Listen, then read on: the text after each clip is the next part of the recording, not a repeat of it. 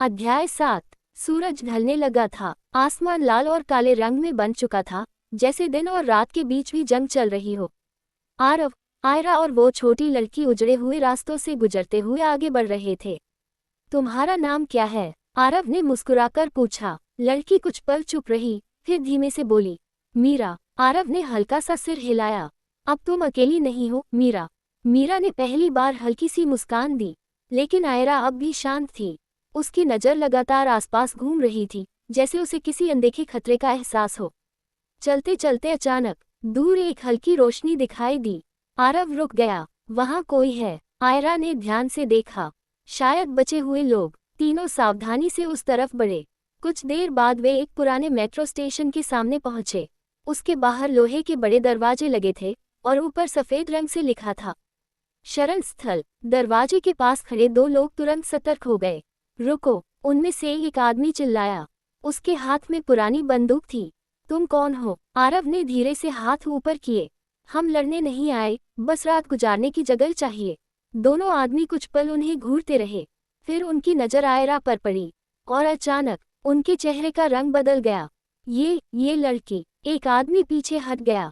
क्या हुआ? आरव ने पूछा। दूसरे आदमी ने डरते हुए कहा, इसकी आंखें बिल्कुल वैसी हैं। आयरा का चेहरा गंभीर हो गया। आरव समझ गया, लोग उससे डरते हैं। तभी अंदर से एक बूढ़ा आदमी बाहर आया।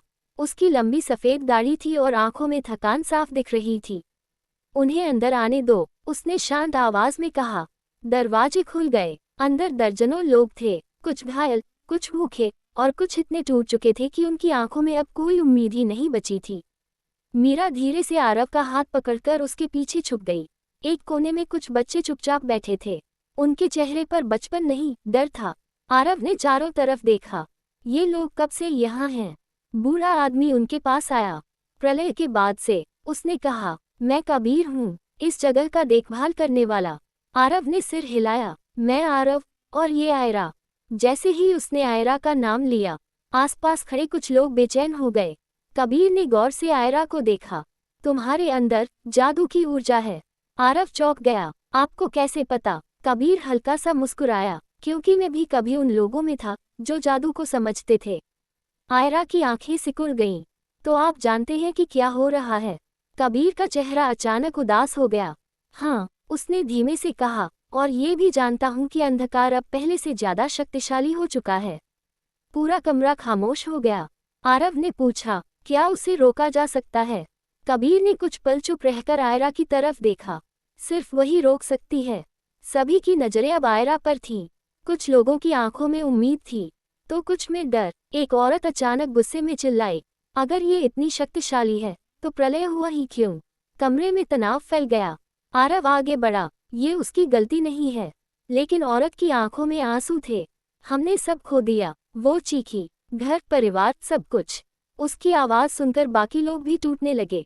कहीं रोने की आवाज, कहीं गुस्सा, कहीं डर। आरव पहली बार समझ रहा था, प्रलय ने सिर्फ दुनिया नहीं तोड़ी, उसने लोगों के अंदर की उम्मीद भी खत्म कर दी थी। आयरा चुपचाप सब देख रही थी।